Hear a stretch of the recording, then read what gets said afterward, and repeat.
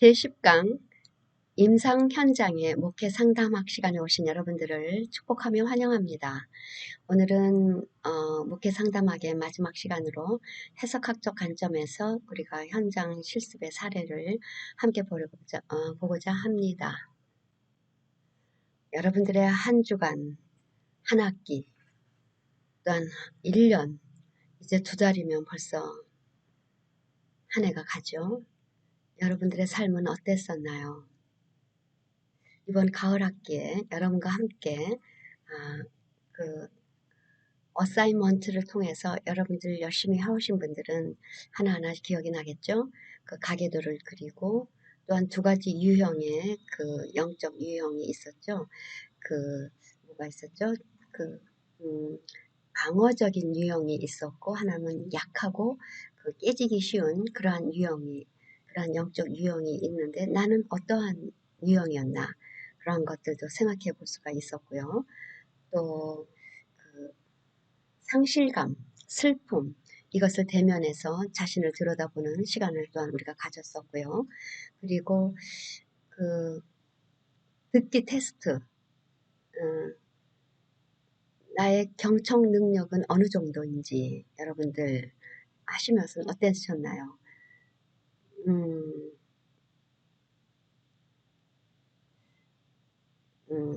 어떤 분들은 그래도 생각보다 잘 나왔네. 아니면은 내가 이렇게 듣는 실력이 없나? 아마 그런 분들도 계셨을 겁니다. 그리고 또한 그 영적 멘토에 대해서 우리가 이야기 나누면서 그것에 대해서 영적 멘토가 나에게 있는가, 영적 멘토와 영적 스승과 나눈 이야기들은 무엇이었는가 그런 것에 대해서 좀 써보자 하는 시간이 있었고요. 또한 그리고 나의 삶 속에서 성장하기 위해서 직면해야 했던 그 어려운 것들에 대해서 적어보자고 했었습니다. 여러분들이 가을 학기에 이렇게 숙제들을 하나씩 해보시면서 아마 그 순간순간들은 나의 삶을 뒤돌아보는 시간이 아니었을까 하는 생각을 해보게 됩니다.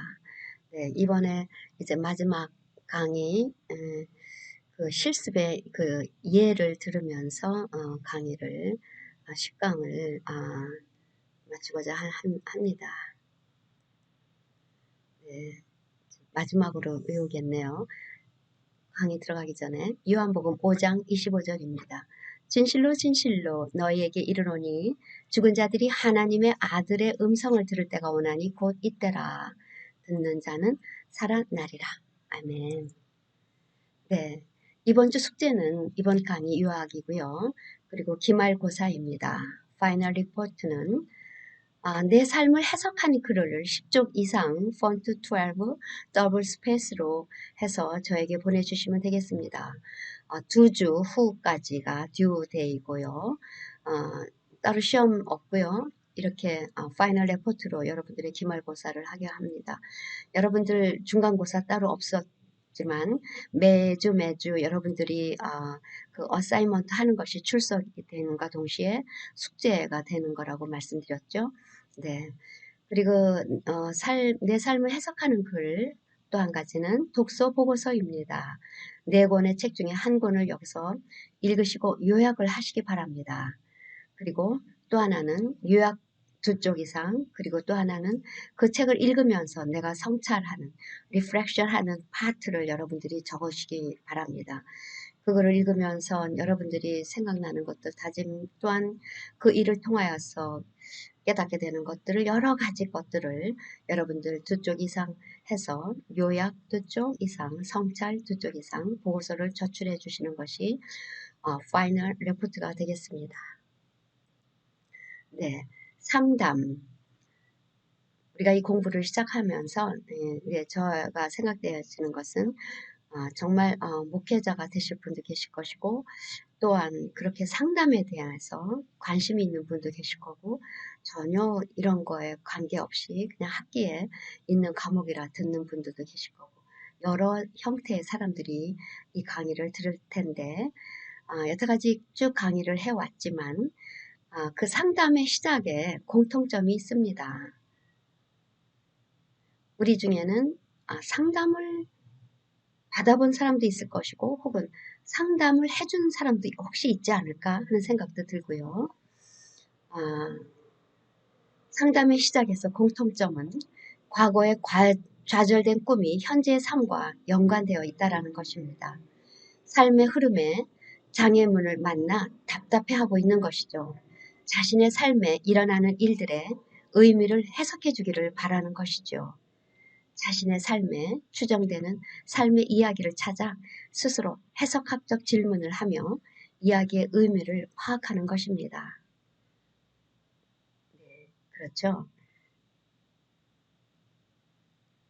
답답하니까 이 의미를 해석해 주기를 바라고 그래서 그 삶의 이야기를 파악해 나가면서 자기 삶을 어떻게 하면 좋을까 이렇게 그런 것으로 인해서 상담은 시작이 됩니다. 두 번째는 내담자의 자기의 해석에 대한 질적인 부분과 상담자가 행하는 첫 번째의 해석적 작업과의 연관성이 있다는 것입니다. 우리가 그 상담을 들을 때에는 내담자의 해석에 의한 것을 우리가 잘 경청해서 듣고 상담자는 자신의 해석에 대해서 그 해석적인 작업 이것이 서로가 연관성이 있다는 것입니다. 그래서 상담자 자신의 삶 속에서 이미 형성된 해석학적 과정에 대한 전 이해를 가지고 있습니다.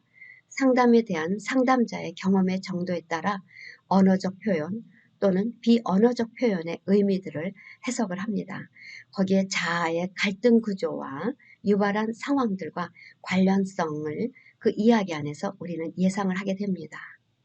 그래서 내담자와 상담자, 양자의 이야기가 함께 재해석이 되고 재변형이 되어야 합니다. 그래서 상담은 열려진 관점을 가지고 출발을 해야 되는 것이죠. 이러한 것들이 상담의 시작이 되는 부분인데요. 이제 상담의 신뢰를 우리가 들을 텐데 오늘의 그 주된 케이스는 수잔의 얘기입니다. 근데 이제 수잔의 친구 케이스를 잠깐 얘기하는데 수잔의 친구는 누구냐 하면 수잔의 친구는 이미 상담자와 함께 1년 동안 상담을 받았어요. 그러고 있는 가운데 자기 친구 수잔이 어려워하니까 어려움을 당하고 삶의 힘듦을 보고 상담을 추천한 거죠. 예. 그래서 그 수잔의 케이스를 얘기할 건데 잠시 수잔의 그 친구는 어떤 일로 그렇게 상담 1년씩을 했는가 거기서 잠깐 한 케이스를 우리가 볼 것 같으면 그 수잔의 친구는 진정 자신이 되고자 하는 바람에 몸부림을 치던 그러한 여인으로 기혼자며 두 자녀의 어머니가 됩니다.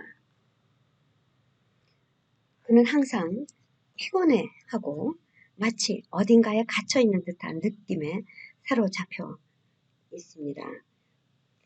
그녀가 왜 그렇게 항상 바빠야 하는지에 대해서 여러 가지 이유들을 발견했는데 어떤 것은 환경적인 이유들로 인한 것도 있습니다. 보다 더 깊은 이해를 살펴보면 다소 수동적이나 자상한 남편과 대학 졸업 후 곧바로 결혼한 그녀에게 부모에게 좋은 소녀가 되고자 했던 과거의 자신의 역사가 깊게 관련되어 있는 것을 알 수가 있었습니다. 그래서 그 수잔의 친구는 그러한 상담을 통하여서 자기 신뢰와 자유 안에 발을 들여놓기 위해서 아주 위험하고도 위태로운 모험이 시작이 된 거죠. 말할 필요도 없이 그녀는 그러한 상담 도중 죄책감이나 반발심 또한 그런 것들과 처절한 투쟁을 하면서 자기 자신의 그 인사이드 깊은 곳에 있는 것들을 끄집어내면서 자기 삶을 바라보게 되기 시작을 하였죠. 그때 상담사가 한 것은 두 가지로 보는데 지금 여기서 얘기하는 상담사는 걷킨 박사입니다.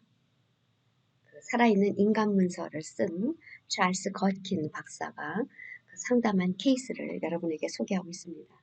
그 상담사가 그녀에게 할 수 있었던 것은 두 가지인데 우선적으로 자기 자신이 되고자 하는 그녀의 바람을 지지해 주었던 일을 했어요. 두 번째는 자신의 한계를 벗어나고자 하는 과정에서 새롭게 발견한 부모님이나 남편과의 얽혀진 관계에 대해서 말할 때에 해석적인 대화의 상대가 되어 주었던 것입니다. 그 내담자가 자기의 이야기를, 자기의 삶을 해석하면서 얘기할 때에 그것을 상담자가 해석적으로 그 대화를 계속해서 이끌어져 나갔던 그 일을 했다고 그렇게 고백을 합니다.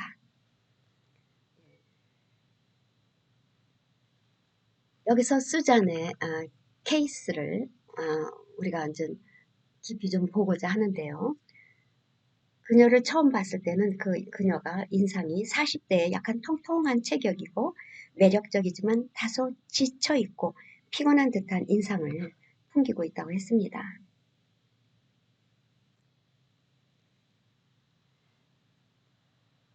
그 사람은 내담자는 첫 회기 때 들어와서 하는 말이 자신이 왜 여기에 왔는지 모르겠다는 말로 대화를 시작합니다. 이 말은 무슨 뜻이겠어요? 내 일은 나 혼자 알아서 처리해야 옳은 건데 친구가 이렇게 부탁을 해서 내가 왔단 말이지. 이런 그런 얘기를 들리는 거죠. 그러면서 그녀는 자신이 되기 위한 소망은 있지만 나 자신이 되기 위한 소망은 있지만 이것을 다른 사람에게 의존해야 한다라는 그런 어떤 분노, 죄책감 이런 것이 있다라는 것이죠. 그러면서 그 내담자는 이 얘기를 계속합니다. 도대체 내게 무슨 일이 일어나는지 잘 모르겠어요. 제가 행복하지 않은 것은 사실이에요. 당연한 일이죠. 나는 내가 좋아하는 사람들과 함께 일하는 좋은 직업이 있어요. 나에게는 2명의 자녀가 있지요. 비록 한 아이는 특수학교에 다니지만요. 내 남편요? 글쎄요. 우리는 아주 잘 지내요. 하지만 한 번도 내가 원하던 관계는 아니었어요. 그리고 내담자는 곧이어 눈물을 흘리고 그녀는 사과를 합니다. 이렇게 간단히 그 얘기한 진술을 들으면서 그녀가 가진 직접적인 스트레스의 원인과 그녀의 삶 안에 일어난 만한 다른 일들에 대한 단서를 그 이야기 안에서 제공해 주고 있는 거죠. 그래서 그녀는 강한 책임감을 가진 사람들이 흔히 갖는 자기 자신의 그 불행함에 대해서 이제 이야기를 나눕니다. 저는 불행해요. 그럴 수밖에 없죠. 이렇게 말을 시작할 때에 그녀의 그 깊이, 그 삶에 깊이 뿌리내린 그 한이 있어서 저런 말을 할까? 아니면 현재의 스트레스에 대한 피상적인 반응에 불과한 말일까? 그 짧은 말을 통해서 상담자는 이렇게 생각을 합니다. 그래서 그녀의 그 말이 그 삶에 뿌리 박힌 근본적인 문제를 드러낸 것이라고 생각합니다. 그녀의 불행과 책임감은 그녀가 맺고 있는 3가지 중요한 관계, 바로 동료, 아이들, 남편에 관한 것이 연결되어 있는 것이죠. 그리고 가장 큰 고통의 원인은 남편과 관계가 되어 있는 것을 알 수가 있었습니다. 그녀는 아이가 다니는 특수학교에 대해서 이야기를 했지요. 그리고 그녀는 눈물을 흘렸는데 그 눈물이 궁금한 거예요. 슬프고 고통스러워서 눈물 흘리나? 아니면 좌절로 인한 분노의 눈물인가? 아니면 그냥 상담자에게 오니까 그냥 호소하는 그런 눈물인가? 아니면 내가 지금 듣고 있고 보고 있는 그 이야기 뒤에 감춰져 있는 그 어떤 이야기들은 무엇일까? 이러한 생각들을 하게 됩니다. 그래서 이러한 그 내담자가 작업을 하면서 상담자는 작업을 하면서 내담자가 해석하는 자신의 삶의 이야기를 일단 듣고 그 이야기들에서 일관하여 흐르는 이야기를 발굴어내기 위해서 잘 이야기를 듣는 거죠. 왜냐? 그 이야기를 통해서만 다른 사람의 영혼의 삶 안에 세계 속으로 들어갈 수 있기 때문입니다. 그리고 이제는 2번째 대화가 끝날 쯤에 그녀의 삶에 대해서 삶의 그 뼈대가 잡혀지는 것을 느낄 수가 있었습니다. 2번째 대화에서 그녀는 자신이 2가지 직업에 종사하고 있음을 말해 주었습니다. 한 회사에서 바쁘게 돌아가는 사무직의 일이고, 또 하나는 교회 성가대 지도입니다. 그녀가 이처럼 두 가지 일에 종사하게 된 것은 둘째 아들의 그 학습 장애를 앓고 있기 때문에 특수 사립학교에서 교육을 받습니다. 한 달에 400불의 수업료를 지불해야 했고, 학교는 수잔의 집으로부터 25마일 떨어진 대도시 근교의 시골 변두리에 위치하고 있습니다. 그래서 수잔은 학교 근처에 일자리를 구했고, 두 개의 직업에서 벌어들인 돈으로 둘째 아들의 수업료와 또한 첫째 딸의 그런 발레 레슨비를 지불할 수가 있었던 것입니다. 근데 그 두 개의 직장에서 일하는 것은 어렵지가 않았습니다. 수자는 사무직의 일과 성가대 일을 아주 즐거워했습니다. 특별히 성가대 일은 어려서부터 그녀의 어머니가 키워준 음악가로서의 야망적인 꿈의 실현이기도 했습니다. 그러나 매일 아침 5시에 일어나 가족의 식사를 챙기고 그 아들과 함께 7시 15분에 집을 나오고 4시경에 집에 돌아와 성가대 연습에 가야 하는 매일매일의 지치고 단조로운 일상은 그녀에게 무척 힘겨운 일인 것이죠. 그러면서 그 대화 가운데에 그 내담자 그 대화 밑에 깔려진 남편과 다소 이상하게 느껴지지만 그녀의 어머니에게 그 향해져 있는 분노의 이 감정을 감지해낼 수가 있었다라고 했는데 이렇게 얘기를 또 계속 시작을 합니다. 그 부모들은 수잔의 아버지는 디트로이트시의 한 공장에서 일하다가 2년 전에 은퇴한 후에 그 어머니와 함께 수잔을 방문했는데 그 일이 있은 후에 디트로이트의 추운 날씨를 피하여서 남쪽에 위치한 수잔의 집 옆으로 이사를 왔다는 겁니다. 명목상으로는 손주들과 가까이 지내고 수잔을 돕기 위해서라고 합니다. 그 외할머니는 방과 후에 수잔의 딸도 돌봐주고 발레 연습실까지도 차로 바래다주고 또 그 아들이 아파서 학교 가지 못할 경우 집에 와서 돌봐주기도 하고 이렇게 수잔은 그렇게 열심히 그 딸의 일을 도운 것을 봅니다. 수잔이 지쳐있거나 혹은 집에 없을 경우 집을 청소해주고 세탁도 하고 경제적으로 어려울 때 도움도 주고 근데 이 수잔과 어머니의 관계가 그녀의 삶에서 가장 중심적인 문제인 것을 대화 가운데 알 수가 있었는데 수잔이 그리는 어머니의 상은 매우 지배적이고 힘이 막강하고 그리고 수잔의 모든 일에 관심하고 영향력을 행사하기를 원하고 그렇게 하고 있는 모습을 볼 수가 있었습니다.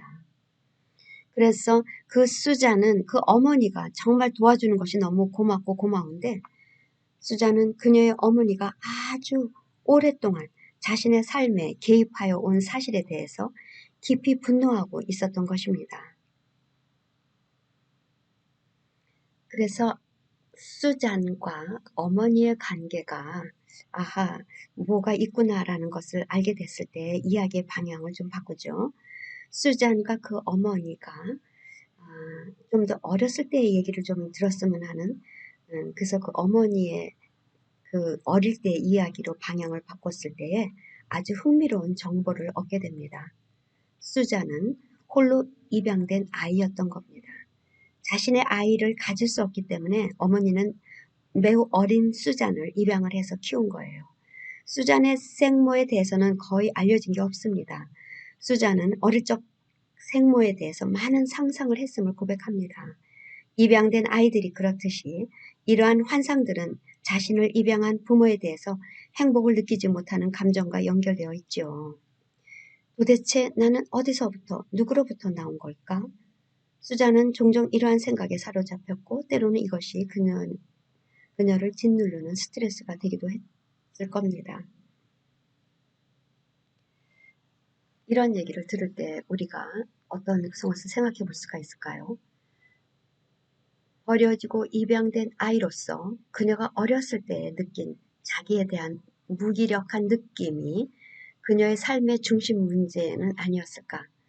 그리고 이 세상에서 한 번도 자신의 집인 양 편안한 느낌을 가져본 적이 없는 그 한 버려진 영혼의 문제를 자기 자신이 취급하고 있는 건 아닌가? 이렇게 어린 수잔에게 그녀에게 떠오른 또 다른 기억이 없는지 물어보게 됩니다. 그래서 또 기억해낸 것이 양부모와의 관계에 대한 이야기를 했는데 그녀는 어머니의 가정에 대한 헌신을 존경했고 그 수잔도 열심히 흉내내서 열심히 지금도 살아가고 있다고 합니다.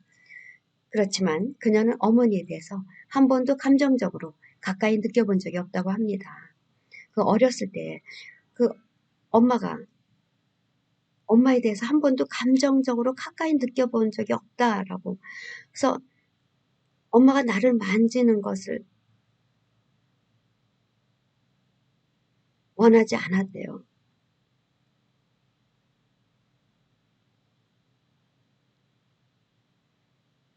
저는 참 이 말이 많이 마음이 아픕니다. 그 어린아이가 자기 엄마가 만져주는 거에 대해서 원치를 않은 거예요.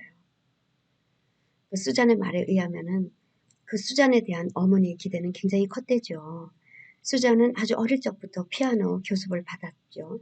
그녀의 어머니가 늘 가까이에서 지켜보고 있었기 때문에 하기 싫은 연습을 해야 했던 기억이 아주 고통스럽게 분명하게 생각을 합니다.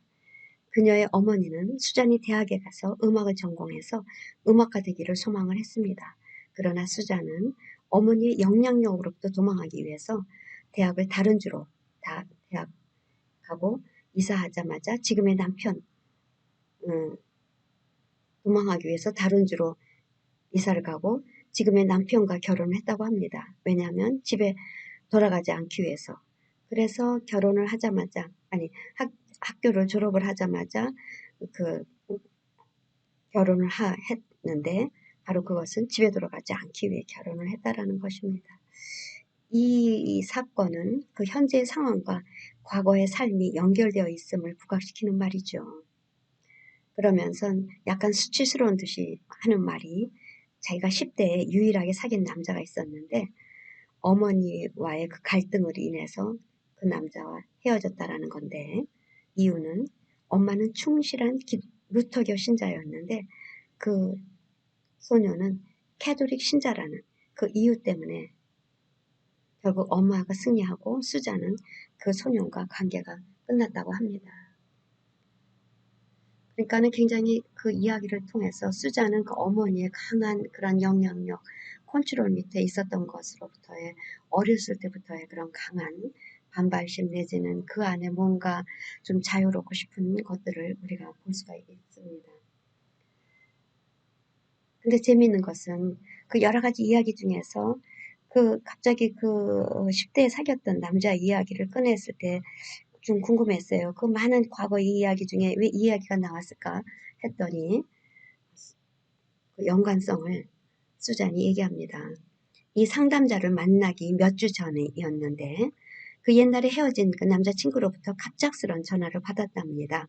사업차 그 도시를 지나는 중인데 충동적으로 공항에서 전화를 걸어서 그들은 어느 모텔방에서 낭만적인 만남을 가지고 도시를 함께 여행을 하기도 했다고 합니다. 그 옛날 여인과 낭만적인 만남을 가졌다라는 말은 자동적으로 지금의 결혼 생활이 불만족스럽다라는 것으로 들리는 것이죠. 수자는 그녀의 남편과 한 번도 만족스러운 성관계를 갖지 못했고 그가 그녀를 만질 때면 그녀의 어머니가 어릴 적에 그랬던 것처럼 수잔에게는 거부감이 들었다는 것입니다. 이러한 것을 볼 때에 그 의무감, 자식들에게 잘해야 된다라는 그 삶 속의 의무감과 또한 자유의 소망 사이의 갈등, 우리가 그런 것들을 상담자는 그 머릿속에서 볼 수가 있는 것이죠. 네, 그 다음 남편에 대한 이야기를 한번 해볼까요? 네, 남편은 회계사였는데 회계사 일을 최근에 그만두었답니다. 그 일은 보수도 많고 좋은데 수잔이 보기에는 잘 어울리지 않는 판매 쪽 일을 하기 위해서 그만두었다는 겁니다. 수잔은 남편이 진지하고 꾸준한 사람이긴 하지만 그녀가 바라는 것보다 더 많이 그의 친부모나 장인 장모에 기대어 살아가는 아주 재미없는 사람이라고 설명합니다. 그렇지만 수잔이 필요할 때는 언제나 그 남편을 의지했고 그는 아이들에게 아주 좋은 아빠였다고 합니다. 그 이야기를 들을 때 상담사는 그녀가 남편에 대해서 생각하는 것과 그녀의 아버지에 대한 묘사 사이에 연관성이 있는 것을 생각해낼 수가 있었다고 합니다. 그래서 우리는 여기서 수잔이 자신의 그 삶 속에 그 사실의 해석, 사실과 해석에 대한 문제인데요. 수잔이 자신의 삶에 대한 사실들을 그녀에 의해 해석된 사실들의 집합체가 되기 때문에 그 내담자가 해석하는 이야기를 잘 듣고 그 이야기들에서 일관하여 흐르는 이야기를 통해서만 내담자의 영혼의 삶의 세계 안으로 들어갈 수가 있다는 것이죠. 그렇게 그 해석학적 관점에서 볼 때에 그녀의 상황들에 대한 사실들은 이미 그녀에 의해 해석된 사실들의 집합체라는 것이잖아요. 그래서 상담자로서는 그 해석의 진위와 옳고 그름에 대해 답변을 해야 할 책임이 있습니다. 그래서 상담자는 나름대로의 해석의 틀을 가지고 가야 되는 것이죠.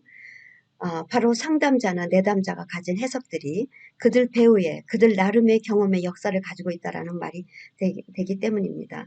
그래서 나중에 이제 변증법적인 그러한 것들도에서 나오겠지만, 어떻게 이들을 그렇게 그들이 얘기하는 해석들을 어떻게 좀 더 우리가 구체적으로 더 들어갈 수 있는가에 대한 얘기도 우리가 이제 나중에 나오게 됩니다. 그래서 우리는 이러한 것들을 그 유사과학적인 방법으로 우리가 생각을 해봐야 됩니다. 사례에 대한 정확한 사실을 찾기 위해서 그녀의 어머니는 실제로 어떤 사람이지? 수잔의 남편은 그가 말한 것처럼 수동적이고 추진력이 부족한가? 수진이 말한 것을 그대로 받아들이기에는 무언가 문제가 있는 것은 아닌가? 피아노 교습을 하는 동안이나 그 당시에 실제로 어떤 일이 있었던 것은 아닐까? 수잔과 그녀의 남편 사이에는 무슨 일이 있었을까? 이러한 적절한 해석을 할 수 있도록 좀 더 자세히 설명해 주실 수 있겠소? 우리는 그러한 질문들을 그런 유사과학적인 방법이 그 내재적 목적인 이러한 방법에 가진 내재적인 목적은 실제적 사실을 끄집어내어 수잔이 가진 부정적 해석의 짐을 덜어주고 잘못을 수정하는 데 있기 때문입니다.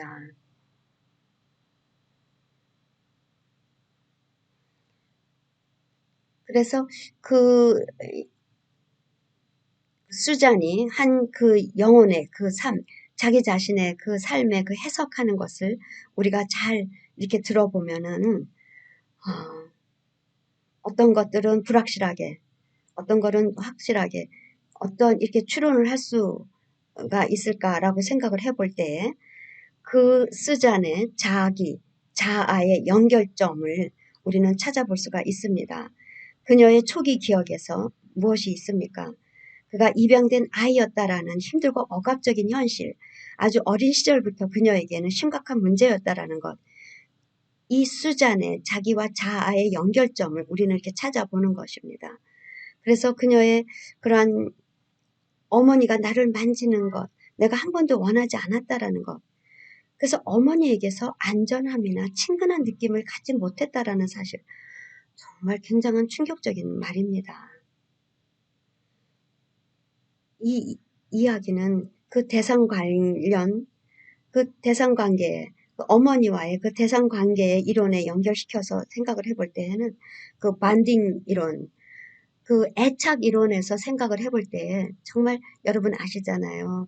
그 아이들이 태어나서 부모와의 애착 관계가 어떠냐에 따라서 이 아이가 안정적으로 자라느냐 아니면 불안하게 자라느냐를 알 수 있는데, 굉장히 그 불확실한 그러한 아주 그 어린 적의 그러한 시절의 대상 관계상의 갈등이 해결되지 않고 있기 때문에 남편과 어머니가 무의식적으로 연결되어서 혼란을 겪고 있는 것을 우리는 찾아볼 수가 있는 겁니다. 그래서 자기 자아의 연결점을 이렇게 이제 그 안에서 찾아볼 수가 있게 되는 것이죠. 그래서 이 수자는 어렸을 때부터 그런 자아 이런 갈등을 겪고 있었다라는 것이, 그래서 자신의 삶 속에 죄책감과 소망의 대립으로 인해서 몸부림을 치고 있다라는 것을 우리는 이렇게 이야기를 들어가다 보니까 그 사람의 자기 자아 이런 갈등을 우리가 알 수가 있었던 겁니다. 그래서 우리 이 수잔의 삶은 이러한 몸부림이 그녀의 삶의 다른 부분을 침투하고 있는 것을 우리가 알 수 있는 거예요. 자유롭고자 하는 것에 대한 죄책감도 느끼고 또 누군가의 도움을 필요로 하고 있는 지금의 상황에 대해서 스스로 자책하고 분노를 느끼고 있는 것이죠. 그래서 여기서 남편하고의 문제는 성적이라는 것보다는 친밀감, 자기 표현, 관계 속에서의 합일과 같은 거에 대한 그 어떤 마음의 갈등을 우리는 알 수가 있습니다. 그 사회적 상황 속에서도 이 삶에서 그가 매일같이 출퇴근하고 그 아이들을 위해서 지출을 위해서 희생하고 또한 그가 부모님 그 수잔의 부모님이 아이를 돌봐주고 또 뭐 여러 가지 돌본다고 하지만 수잔에게는 하나의 커다란 짐이 된다라는 것이죠. 그래서 이렇게 사회적 상황 속에서도 이 수잔은 너무 많이 힘든 것을 볼 수가 있습니다. 그래서 그 자아 갈등이 더욱더 심화되죠. 그래서 부모가 옆에까지 와 있어서 도와준다고 하지만 이런 것이 부모님의 심리적인 압박이 있고 불안정한 남편의 그러한 상태, 이것이 끊임없이 스트레스로 몰고 가고 있다는 것을 우리가 볼 수 있습니다. 그 상황은 책임감만을 요구하고 있기 때문에 그래서 그녀의 삶이 쳇바퀴 돌아가는 것을 우리가 이렇게 볼 수가 있습니다. 그래서 이 수잔이 그러한 그 변증법적인 관점에서 자기 해석을 살펴보면 그녀의 그 영혼 깊이, 삶에 깊이 내재되어 있는 문제들을 발견할 수가 있는 것이죠. 그러니까는 수잔의 현재 이 삶은 과거에 그녀의 어렸을 때부터의 그렇게 이렇게 묶여져 있었던 것을 그 역사, 그 살아온 역사 깊이 뿌리 내리고 있었고 그리고 그녀가 가까이 관계를 맺고 있는 사람들, 그녀가 그 경험하고 있는 거에 대해서까지도 그리고 또한 하나님에 대해서까지도 영향을 미치고 있는 것을 우리가 볼 수가 있습니다. 그래서 수잔의 삶의 주기를 단계적으로 이렇게 보니까 현재의 자기 세계를 이해하는 방식이 어린 시절 자신이 입양되었던 사실을 해석하는 방식과 밀접되어 있죠. 그리고 그녀의 삶 속에 깊이 묻혀져 있고 풀리지 않는 숙제는 스스로 자기가 어디에 속해 있는 존재를 모른다는 데 있는 것이죠.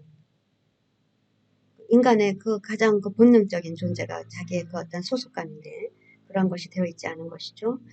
그리고 자유롭고 사랑받고 안전한 장소, 어린 시절의 어머니와의 접촉 이런 것을 거절했다는 이야기는 현재의 남편이나 어머니 그리고 또 지금 생긴 애인 이런 관계 속에서도 동일하게 강력하게 나타나는 것을 볼 수가 있습니다. 이 문제가 수잔이 자신이 이해하는 데 있어서 역사적으로 깊이 뿌리 깊고 폭넓게 작용하고 있다는 것을 우리는 볼 수가 있습니다. 그리고 피아노 레슨 같은 것이나 끊임없이 이어지는 단조로운 직업, 그리고 가족에 대한 돌봄, 이러한 모든 것들이 연결고리 안에 있는 것을 지금 현재 위치에서 그가 사는 것이 정말 흥분, 모험, 자유를 포기해야 한다는 것, 단조롭고 지루하게 책임을 감당해야 하는 것, 이러한 모든 것들이 그가 40대라는 그 삶의 40대라는 삶의 주기 안에 있다는 것이 미지의 삶에 대해서 꿈꾸게 만들고 그녀가 지금 있는 그 자리를 지루하게 만드는 원인이 되지 않았는가 우리가 이렇게 생각할 수도 있다라는 겁니다. 그래서 우리가 목회 상담자의 입장에서 우리는 끊임없이 해석적인 자세가 우리는 있어야 됩니다. 그 수잔의 삶에 대해서 우리가 알고 있는 많은 재료들을 지지하거나 변경하거나 수정하거나 또 사실적 재료들뿐만 아니라 이야기 도중에 받게 되는 새로운 느낌들을 이렇게 모으는 거죠. 그래서 하나의 새로운 방향과 이해를 찾기 위해서 수잔의 입장에서 더 많은 것을 찾아보아야 해야 돼요. 그렇지만 그녀의 삶에 드러나는 기쁨, 슬픔, 좌절, 몸부림 등의 문제들을 단순히 이야기들로 나누는 차원에서 발전하여 아직 말하여지지 않는 더 깊은 영혼의 문제들을 끄집어낼 수 있도록 해야 됩니다. 그래서 우리는 그 수잔과 이렇게 대화를 하면서 그 안에 그 삶 속에 그 그 미래를 위한 새로운 해석이나 새롭게 변화된 이야기를 가능케 할 무언가 새롭게 창조적인 일이 일어나는 것을 우리가 이렇게 바라보고 기대하는 것이죠.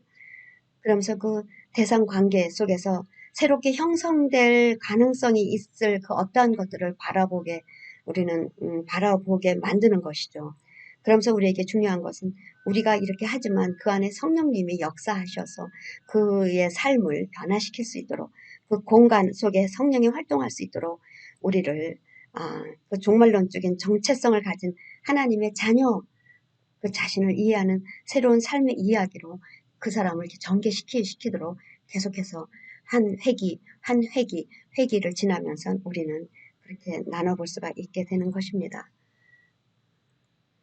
여기서 보면은 현재의 인간관계에서 아까도 우리가 말을 했지만 그 현재의 인간관계 속에서 말을 하다 보면은 과거의 인간관계의 모습이 나왔고 그런 것이 현재의 관계 속에서 나타나고 또한 그럼으로써 그 상담 해석학적인 우리는 미래의 그 인간관계, 대상관계를 어떻게 하면서 나갈 수 있을 것인가에 대한 이야기를 할 수 있는 이러한 순환적인 해석이라는 것이죠. 그래서 현재, 과거, 미래라는 시점을 택하면서 그 해석의 폭이 넓어지는 것입니다. 그 과정 속에서 풍부하고 살아있는 제 해석이 계속 움직여 나가 포용하는 범위를 계속적으로 순환해 나가도록 돕는 일을 우리가 해야 되는 것입니다. 그래서 여기서 중요한 것은 또 다른 면, 관계가 이루어지는 세 가지 영역이 있다라는 것이죠. 그 개인의 삶이 있죠. 그리고 역사와 사회 속에서 나 한 사람의 존재는 나 한 사람의 삶의 존재로서만 형성되는 것은 아니죠. 그 역사와 사회 속에서 지금 우리가 같은 이러한 팬데믹 기간 동안에 우리는 이 사회적인 영향을 우리는 받고 있습니다. 내 개인의 삶 속에 이 사회 속에서의 그런 역사도 우리는 지배를 받고 있고 그 삶 속에서 나타나지는 일들로 인하여서 벌어지는 일들이 또한 생기는 겁니다. 그리고 종말론적인 세계, 이 세 가지의 영역과 밀접하게 연결된 상태에서 그 행동을 평가해야만 인간의 필요성과 관련하여서 깊이 생각할 수 있는 부분이라는 겁니다. 단순히 그냥 과거, 현재, 미래의 그 사람의 것만이 아니라는 것을 여기서 이야기를 하고 있는 것입니다. 그래서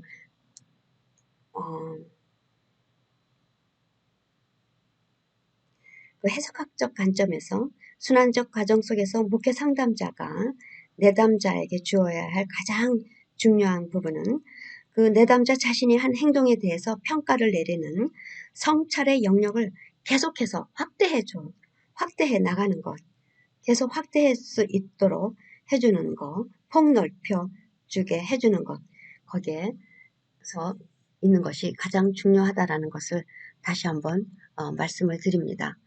그래서 얼마 전에 혹 오래전 과거의 행동에 대한 가치 판단적 이야기를 통해서 죄책감, 수치, 긍정적 자기 존중, 분노의 찬, 도전 이러한 것들이 사람의 선택이나 행동의 논리를 드러내면서 움직여가게 되죠.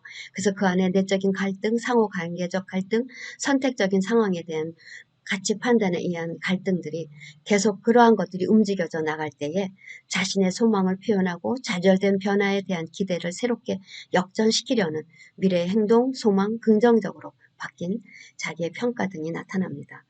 그래서 해석학적 관점의 가장 중요한 것은 순환적 과정 속에서 목회 상담자가 내담자에게 도움을 주어야 할 가장 중요한 부분이라는 겁니다. 즉 내담자 자신이 한 행동에 대해서 평가를 내리는 성찰의 영역을 좀 더 확대나 혹은 더 폭넓게 해주는 데 우선적인 역점을 두면서 상담을 이루어져 나가는 것이라는 것입니다. 여러분과 함께 목회 상담학을 하면서 상담의 실례를 들면서 어떻게 상담을 해 나갈 수 있는 것인가에 대해서 얘기를 해 보았습니다. 이걸로 상담학에 대한 얘기는 마치고 여러분에게 마지막으로 바운드리에 대한 이야기를 하면서 강의를 마치려고 합니다. 너와 나를 위한 안전한 울타리, 바운드리라는 것인데요. 바운드리, 나와 너, 라는 표현 자체가 관계라는 단어를 풀어 쓰고 있는 것이죠.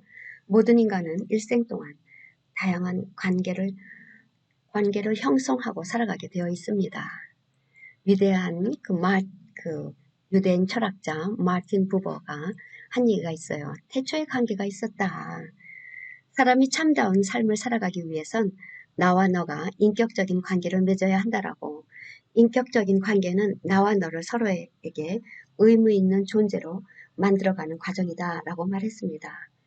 그리고 임상학 심리학자 존 알렌은 그의 책 트라우마의 치유라는 책에서 관계를 이렇게 정의합니다. 인간의 삶에서 만족감을 주는 가장 중요한 원천이자 인간의 불행의 가장 중요한 근원이기도 하다라고 합니다. 오늘날 모든 사람들은 관계의 홍수 시대에 살고 있죠. 과학과 테크놀로지의 발달로 과거에 비해서 우리는 손쉽게 수많은 관계를 형성할 수가 있게 되었습니다. 여러분의 핸드폰에 저장되어 있는 많은 연락처를 보십시오. 페이스북, 카카오톡, 트위터, 인스타그램, 스냅챗 등과 같은 SNS의 많은 친구들, 또 직장인들은 대부분의 시간을 직장에서 보내고 직장 동료들과 보내는 시간이 더욱 많음에도 불구하고 허전함, 고독감을 느끼죠. 또 배우자가 있어도 혼자라고 느낄 수가 있어요. 왜 그럴까요? 건강하지 못한 관계로 말미암아 괴로움과 고통을 당하는 경우가 너무도 우리 삶 속에 많습니다. 성공한 대기업의 CEO들을 사장들에게 설문조사를 했다고 합니다. 질문의 내용은 모든 사람이 부러워하는 인생의 성공을 성취한 당신에게 있어서 가장 중요한 가치가 무엇입니까? 예상할 수 있는 답들이 많이 있었죠. 돈, 명예, 인기, 쾌락 등등등. 그러나 이러한 것들은 그 사람들의 대답이 아니었죠. 무엇이었을까요? 관계라는 대답이 제일 많았다고 합니다. 관계가 가장 중요하고 가치 있고 또 성공하기까지 가장 어려운 주제였다고 대답을 합니다.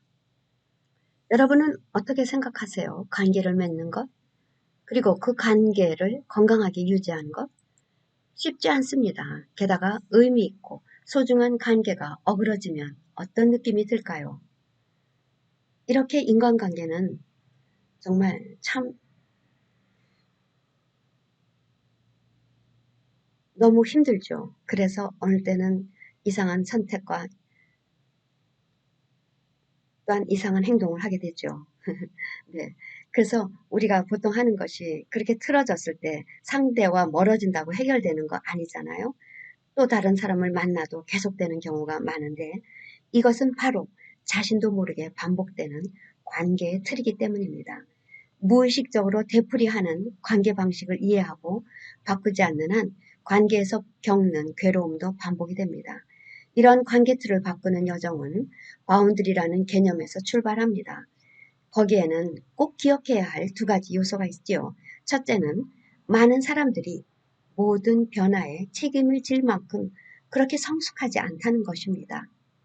그것은 우리 어린 시절의 발달 초기 단계와 관련이 있기 때문이죠. 두 번째는 우리 인생에서 경험하는 많은 변화들은 그렇게 예측 가능하지 않고 또한 우리가 계획한 시간에 일어나지도 않는다는 것입니다. 그러면 적절한 바운드리는 어떻게 세워야 할까요? 우리가 이 바운드리를 세우기 전에 적절하지 못한 바운드리의 유형이 있습니다. 수능형, 기피형, 지배형, 둔갑형 이러한 말로 그러한 적절치 못한 그 유형들을 말하는데 첫 번째 수능형 이거는 모호하고 불분명한 바운드리가 있어요. 다른 사람들의 요구와 필요에 민감하고 휩쓸리는 경향이 있고 홀로 서지 못하고 그들에게 뭔가 요구하는 사람들로부터 벗어나지 못하는 거예요. 즉 착한 사람 증후군, 노라고 거절을 못하는 사람입니다. 그래서 안 돼, 아니야, 싫어 이런 말을 하지 못하다가 결국은 옳지 않는 일에 예스 하게 되고 그것 때문에 죄책감을 느끼게 된다는 겁니다. 왜 수능형 사람들은 이렇게 노라고 거절을 못하는 가장 중요한 이유는 두려움 때문이라고 합니다. 그래서 순응형 사람들은 상대의 감정과 태도, 행동에 대해서 과도한 책임을 지는 자기가 거기에 대해서 과도한 책임을 져요. 반대로 상대적으로 자기 자신은 약한 바운더리를 갖고 있는 거예요.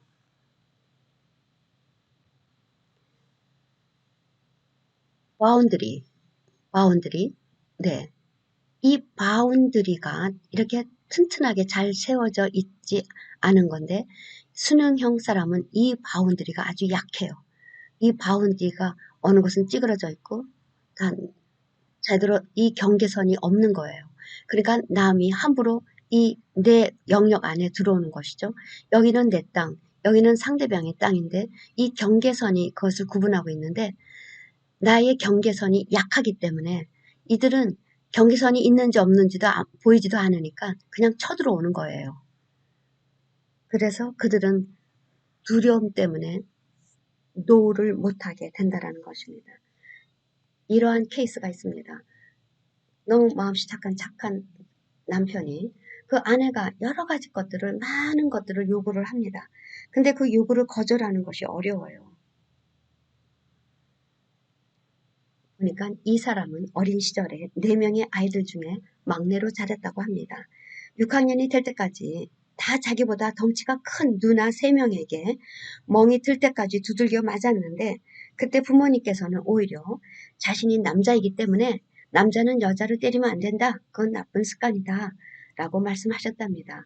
그래서 그때마다 자신보다 몸집이 훨씬 큰 3명의 누나들과 맞서보지도 못했다는 거예요. 그리고 누나에게 대드는 것이 정말 나쁜 습관입니까? 하고 묻고는 그 말이 창피하다는 생각 때문에 더 이상 말도 잇지를 못하는 그런 사람이 됐답니다. 이 사람은 현재 자신이 옳지 못하다고 생각하는 일에도 안 돼! 라고 말하지 못하는 무기력감에 빠져 있는 거죠. 아주 순응형 사람의 대표적인 예입니다. 잠언서 4장 23절에 무릇 지킬 만한 것 중에 더욱 내 마음을 지키라. 생명의 근원이 이에서 납니다. 라는 말씀입니다.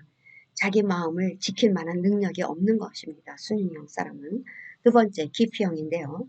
기피형은 옳은 일에 대해서도 안 돼! 라고 말하는 사람입니다. 자신의 문제를 인식하고 다른 사람들에게 그 문제를 알리기 위해서 도움을 요청하지 못하는 무력한 사람이에요. 기피형에 속한 사람은 다른 사람들의 도움이나 지지를 요청하지 않아요. 기피형은 바운더리를 출입문이 없는 높은 벽으로 혼동합니다. 이 기피형 사람은 이게 바운더리, 이게 펜스잖아요. 근데 이 바운더리를 이거를 바운더리로 생각하지 않고 이걸 벽으로 이만큼 높게 쌓아갖고 이걸 벽으로 생각합니다. 그래서 상대방이 이 안에 들어올 수도 없고 자기는 바깥의 사람도 상대를 하지 않는 것이죠. 그러니까는 이 사람은 그 기피형의 사람들이 가지고 있는 바운더리는 그 하나님께서 허락하신 어려움에 대해서도 경직한 태도로 보이는 거예요. 절대로 내 문제를 사람들 앞에 이야기하지는 못하는 사람이에요. 그들은 자신의 문제와 적절한 어려운 문제까지도 이것이 부정적이고 파괴적이고 수치스러운 것으로 여겨서 사람들하고 일절 거기에 대한 얘기를 나누지 못하는 사람들입니다. 그 사람은 기피형이라고 합니다. 이런 사람들은 그런 건강치 못한 바운더리가 있는 것이죠. 이 사람은 바운더리가 아니라 벽을 치고 사는 사람입니다. 세 번째, 지배형입니다. 지배형의 사람은 어떤 사람이냐 하면은 주로 보스들에게 많이 찾아볼 수 있는 특징인데요. 이런 사람들은 다른 사람이 안 돼라고 말하는 말조차 들으려고 하지 않습니다. 아랫사람이 아무리 열심히 해도 만족이 없고요. 심지어는 자신이 짊어져야 할 개인적인 책임까지도 아랫사람들에게 떠맡기는 것입니다. 지배형 사람들은 다른 사람들의 바운더리를 존중하지 않습니다. 지배형 사람들은 삶에 만족이 없고 그저 자신의 욕망을 채우기 위해서 다른 사람들의 바운더리를 배려하지 않습니다. 그래서 이 지배형은 공격적 지배형과 교묘한 지배형이 두 타입이 있는데 공격형 지배형은 불도저처럼 밀어닥쳐서 다른 이들의 울타리를 사정없이 허물어 버려요. 그래서 함부로 말하고 자기 생각을 일반적으로 주입을 시키는 것입니다. 또한 교묘한 지배형은 이삭의 아들 야곱처럼 자신의 이익을 얻기 위해서 상황을 간접적으로 교묘히 유도하거나 조작하는 그런 사람, 이러한 바운들이 이러한 적절치 못한, 건강치 못한 유형인 것입니다. 네 번째, 둔감형은 다른 이들의 어려움을 귀를 기울이지 않는 사람이에요. 어떤 자매가 자기는 자기 남편과 결혼을 잘했다고 생각을 합니다. 남편은 훌륭한 가장이고 아주 활동적인 크리스찬이에요. 능력 있는 아버지였다고 합니다. 그렇지만 그들 부부 관계 속에서는 그 아내의 상처와 어려움을 담아둘 만한 공간이 그 남편에게는 전혀 없는 거예요. 그래서 그날도 아이들을 모두 다 재우고 거실에 앉아서 대화를 나누다가 그 아내가 아이들의 양육하는 일의 두려움과 또한 직장에서 느끼는 자신의 무력함에 대해서 생각을 털어놓기 시작을 합니다. 근데 갑자기 남편이 그녀 쪽으로 몸을 돌리면서 말하죠. 여보, 당신이 느끼는 그런 감정이 마음에 들지 않으면 그 감정을 바꿔. 삶이란 모진 거야. 그러니까 여보, 당신이 그 모든 문제를 잘 해결하도록 해봐. 이런 얘기를 들었으면 남편의 이런 반응을 어떻게 느끼세요? 그 아내는 남편의 이러한 냉담한 태도에 기가 막혀 아무 말도 하지를 못했죠. 다른 사람에게 잘하죠. 아주 너무 모든 건 완벽한 것 같았지만 정말 정작 그 아내의 이러한 정말 참 대화를 나누고 싶었을 때 이런 말을 조금도 다른 이의 어려움을 귀 기울이지 못하는 그러한 아주 답답한 이런 것들은 다 적절치 못한 바운드리의 유형이 되겠습니다. 그러면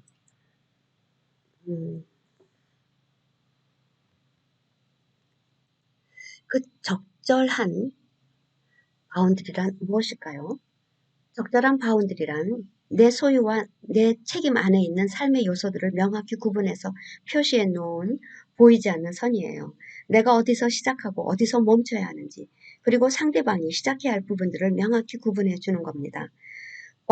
적절한 바운드리는 두 번째, 너를 잃지 않고 내가 되는 기술이에요. 바운드리는 나를 방어하는 기술이지 상대를 공격하는 기술이 아니라는 것입니다. 또한 적절한 바운드리, 세 번째는 너와 나를 사랑하는 기술이에요. 다른 이들을 사랑하는 바운드리, 그건 가장 훌륭한 바운드리가 됩니다. 적절한 바운드리는 상대를 위한 자기 희생과 자기 부인을 자기 스스로의 선택과 사랑으로 행하는 것입니다. 자기 스스로 한다라는 것에 주목하죠. 그래서 바운드리의 영역을 살펴보면 그 바운드리의 구성 요소를 좀 더 쉽게 이해하기 위해서 네 가지 영역으로 구분해 보았습니다. 신체적, 정신적, 감정적, 영적 이렇게 나누어 봤는데요. 그 신체적 바운드리라 할 때는 우리가 누구와 접촉할 건지 내가 접촉하는 사람 누군지 그리고 어떤 상황에 처하게 될 것인지 그걸 결정하도록 도와줍니다. 신체적인 바운드리가 분명하게 설정이 되어 있어야 된다는 겁니다. 그 바운드리 예를 들어보면 이 사람은 참 나이가 들도록 결혼해서 그 남편의 신체적인 폭력을 많이 받아온 사람이에요. 그래서 보면 결혼 직후부터 벌써 정신적, 감정적 그러한 학대를 받아왔던 건데 계속 참고 용서하고를 반복하면서 살아왔다는 겁니다. 어찌 보면 제일 고통을 당하면서도 남편의 그러한 학대 행위를 방조해 왔다고 볼 수가 있습니다.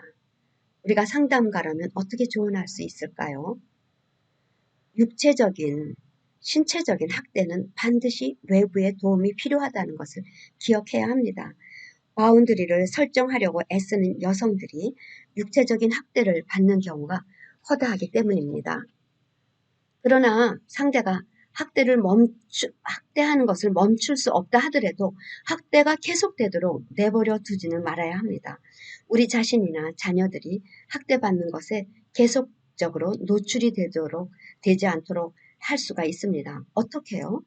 적절한 바운드리를 사용해서 할 수 있습니다.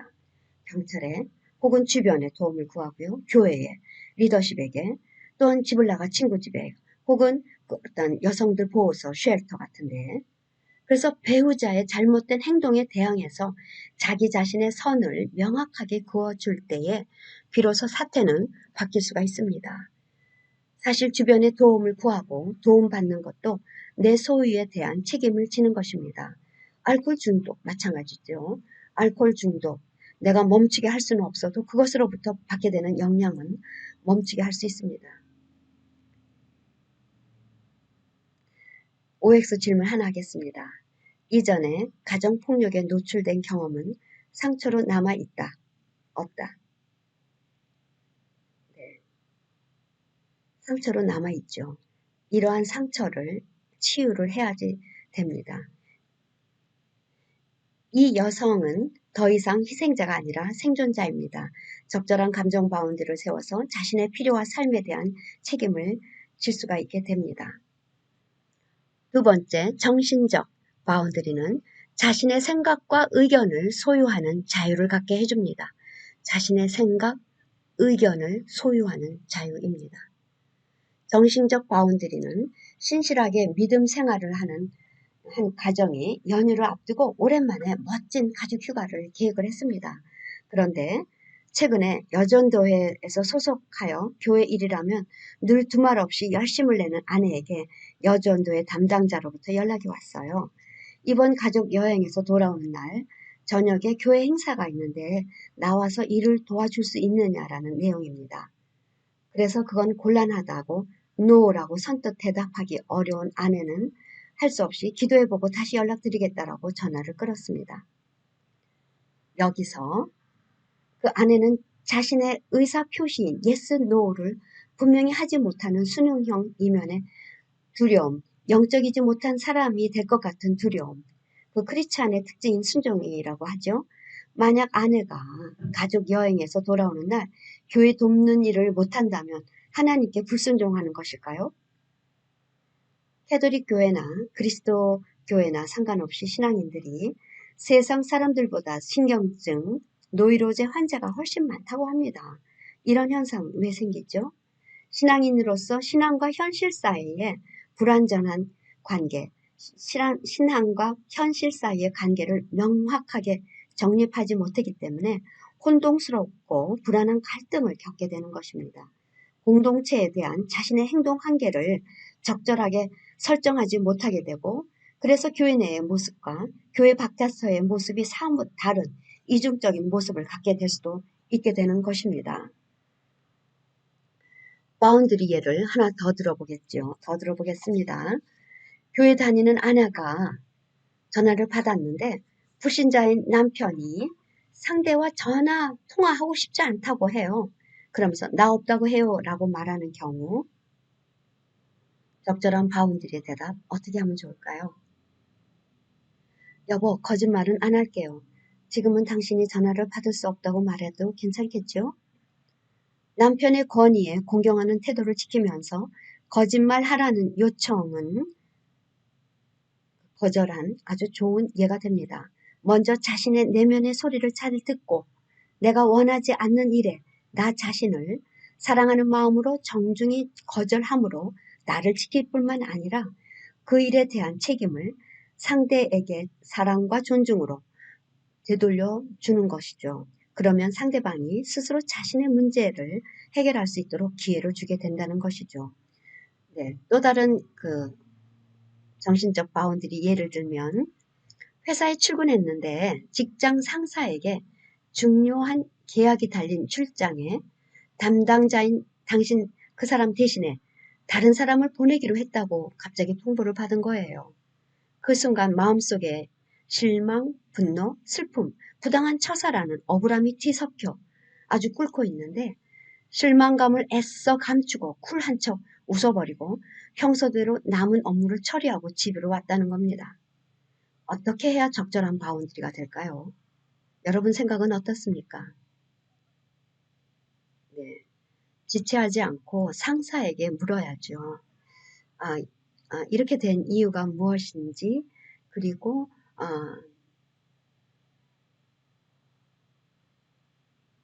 그러면 내가 오늘 해야 할 일은 또한 무엇인지, 상사에게 나의 생각과 의견을 소유할 수 있는 소유할 수 있는 자유가 있음을 그 상사에게 가르쳐 줘야 되는 것이죠. 그래야 심리적 희생자가 되는 것을 막을 수가 있습니다. 네, 직장 내 바운더리 또 다른 문제 하나 더 얘기할게요. 부하 직원이 그 근무 이외의 시간을 근무의 연장인 것처럼 착각하는 직장 상사와의 관계, 참 이거 힘들죠. 이럴 때 그 타인에게 결여된 바운더리 문제, 나의 적절한 바운더리를 사용해서 피하지 말고 되돌려주는 것이죠. 상대방을 제압하고 이기라는 것이 아니라 적절하게 대항하고 상황에 적응하게 하는 것이죠. 그것은 나를 사랑하는 것만이 아니라 상대방을 사랑하고 존중하는 마음에서 출발합니다. 왜냐하면 상대방도 자신의 바운더리에 소유의식, 책임의식을 담아두어야 하거든요. 그렇게 함으로써 그들을 돕는 이유는 성경에서도 찾아볼 수 있습니다. 하나님 말씀대로 실천 순종하라는 말씀이 갈라디아서 6장 2절 5절에 너희가 짐을 서로 지라 각각 자기의 짐을 질 것이라 보면 함께 지는 짐이 있고 나 혼자 지는 짐도 있는 것이죠. 그래서 그 자리에서 자신의 의사를 당당히 밝히지 못하는 이유가 우리가 무엇이죠? 상대가 나를 싫어하게 될까봐라는 두려움, 혹은 상대가 무안해할까봐 배려하는 마음, 이런 것 등등. 그럴 때 점점 더 자신의 의견을 말하는 일은 점점 소극적으로 돼가는 것이죠. 그럴 때 우리가 예상할 수 있는 후폭풍 있죠. 퇴근 후에 집에 와서 쌓인 집안일로 아내나 남편 혹은 아이들에게 짜증과 분통을 터뜨리게 되는 거 얼마나 우매합니까? 네, 그래서 자기의 영역들을 잘 감당할 수가 있어야 됩니다. 그래서 이러한 정신적인 것, 자기의 그 생각, 의견을 소유할 수 있다라는 것을 분명한 바운드리가 있어야 될 것 같습니다. 그러면은 감정적 세 번째 바운드리, 특별히 이것은 친구, 이성관계에 대한 것이잖아요. 이거는 뭐 부부관계, 감정적 바운드리, 어떤 사람이 어린 나이에 사고로 아버지를 잃은 상실감으로 인해서 다른 사람과 헤어지는 것을 두려워하게 된 여성은 남자친구와 헤어질 적마다 다시 못 만날 것과 같은 불안한 생각이 듭니다. 그래서 점점 남자친구를 어떻게 하죠? 통제해요. 왜? 버림받을 것 같은 불안함을 피해보려고요. 그러면 그럴수록 남자는 그녀와 점점 멀어지게 됩니다. 어릴 적 상처로 인해서 이렇게 감정적 바운드리에 손상을 입게 되는 것이죠. 홀로 있는 거가 두렵죠. 그래서 의존적인 성향이 되죠. 결혼을 해도 아버지가 해주지 못한 것을 남편으로부터 채우려고 합니다. 그렇지만 자신의 상실감이 나의 문제라는 것을 알아채리면 책임을 질 수 있습니다. 바꿔 말하면 자신의 상실감이라는 감정에 대한 책임을 나 자신이 진다면 문제를 해결하는 데 사용할 수 있게 되고 자신의 새로운 삶을 찾을 수 있게 됩니다. 반대로 내 문제가 아니라 상대의 문제라고 한다면 문제에 빠져서 누군가가 다른 사람이 내 기분, 내 감정을 바꿔줄 때까지 오랜 시간이 걸리게 됩니다. 감정 바운드리에서 기억해야 할 가장 중요한 것은 타인의 감정에 민감해야 합니다. 그들이 어떻게 느끼냐에 대해서는 내가 그 감정에 민감은 해야 되지만 그들이 어떻게 느끼냐에 대해서는 내가 책임을 지면 안 된다는 겁니다. 그것은 타인의 영역을 침해하는 것, 내 영역을 벗어난 것입니다. 내가 한계를 설정하면 상대가 실망해서 스스로 비난할 수 있죠. 그렇지만 반대로 성숙하게 자신의 실망을 감당할 수가 있게 되는 것입니다. 우리가 이런 경우 있죠.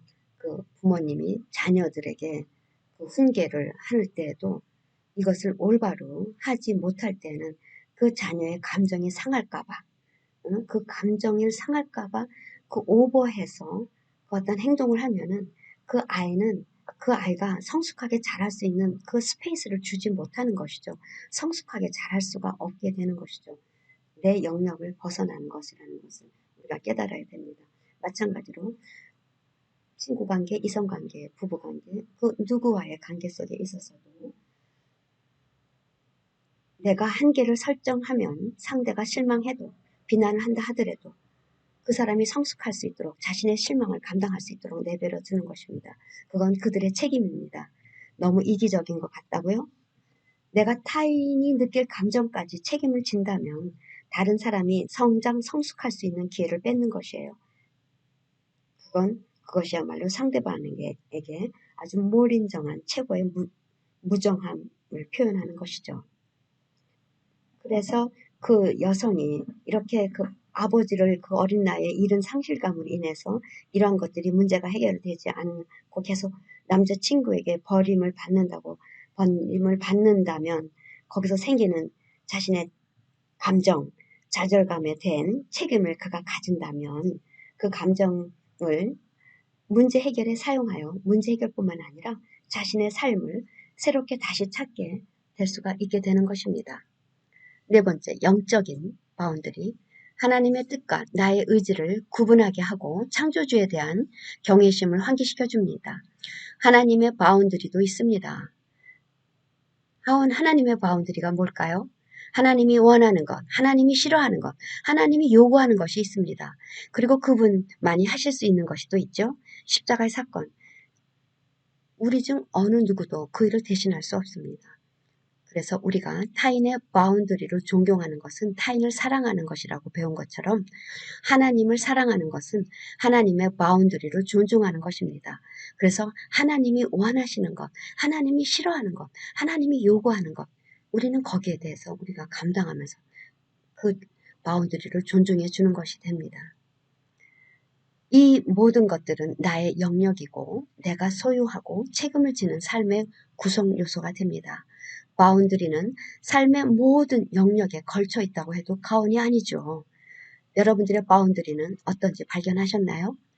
허술한 곳이 있으면 튼튼히 보수하시고 멋지게 장식도 해보세요. 그리고 출입문을 달아주는 것 잊지 마세요. 우리는 유연해야 합니다. 어느 때는 좋은 것은 받아들이고 나쁜 것은 내보낼 수 있어야 하기 때문입니다. 통행이 가능해야 해요.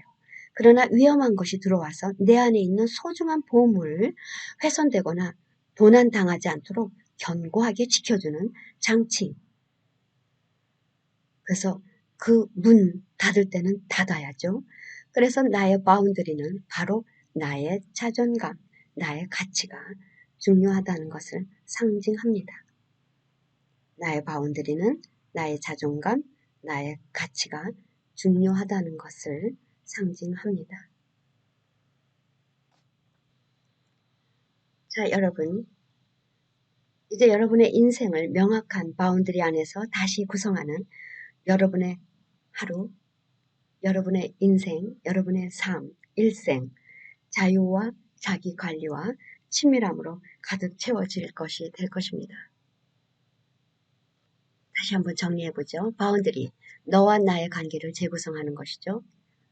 모든 관계에 존재하는 바운더리입니다. 자기의 결정권을 되찾는 출발점입니다. 또한 건강한 자기 세계를 이루기 위해 필요한 것은 첫째, 삶에 대한 자기 결정권을 갖는 것입니다. 건강한 자기 세계를 가진 이들은 주체적입니다. 이들은 자신의 삶에 스스로 책임을 집니다. 스스로 결정하고 그 결정이 안 좋은 결과로 이어진다 하더라도 책임질 줄 알고 그 경험에서 무엇 하나라도 배우려고 합니다. 둘째, 자기 이해에서 생겨난 개성을 갖는 것입니다. 나답게 산다는 것은 무엇을 말하는 것입니까?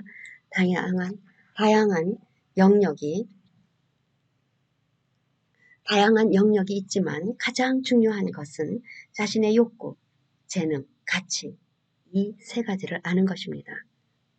하나 더 붙인다면 자신이 안다고 생각하는 것에 대해 의문을 품는 자기 비판적 사고가 되는 것입니다.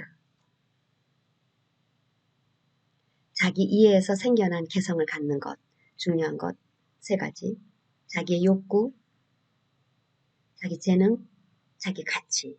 거기 한 가지 더 붙인다면 자신이 안다고 생각하는 것에 대해 의문을 품는 자기 비판적 사고라는 겁니다.